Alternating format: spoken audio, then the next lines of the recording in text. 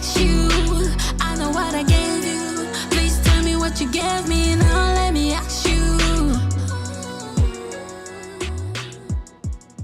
I want to start with the story, right? Why I think I'm not for migration.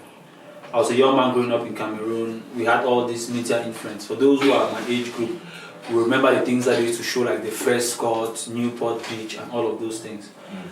Even the hip hop culture, which I was involved in at the time, it sold out the dream that everything happens out there.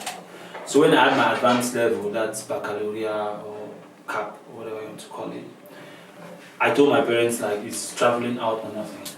I'll not even go into the details of the problems we had and the things I did because I wanted to travel out. But yeah, that was the stand I took. Because in my mind, imagine like growing up, you are doing rapping, you are doing hip hop, you're the cool kid in school. In your mind, you know that, okay, I wanted to go to those schools where the basketball club has a jacket that have written Ravens or something. I knew that in Cameroon, when I went to SWA and these things, the culture is very whack. People just go to it and say, yeah, it's crazy.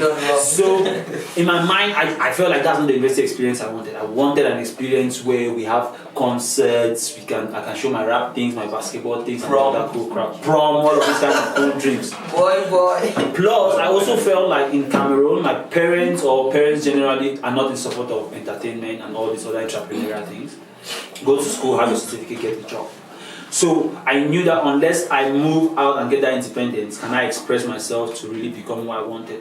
When I went out there, that's when I put holes in my ear, was doing my kind of things I was doing. Yeah.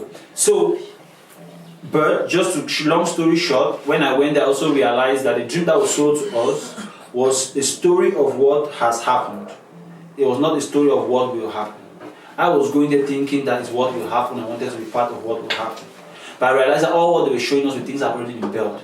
The Bad Boy company had already been built, the Mother Inc. INC, all of those levels had already been done. So there's no way you want to come and create something which they already have. But on the contrary, Africa was a place that did not have some of those things that there's room for growth. Even till now, some of the tech ideas, you just pick up some ideas out there, contextualize it, and then you can work in Africa. So when I went out there, I started doing some of those things, and I realized, like, you want to rap, you cannot rap more than the American.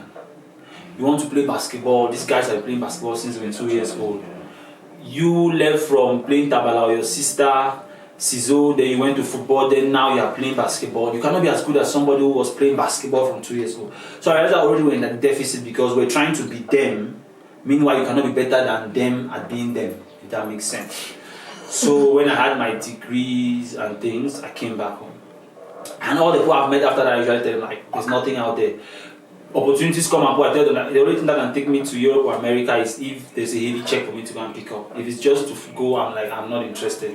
I just go where the checks can drop. So that's my stance with regards to migration. I feel like we go out there because of the dreams, but when we get there, we realize that those dreams have already been done and there's not much we can do.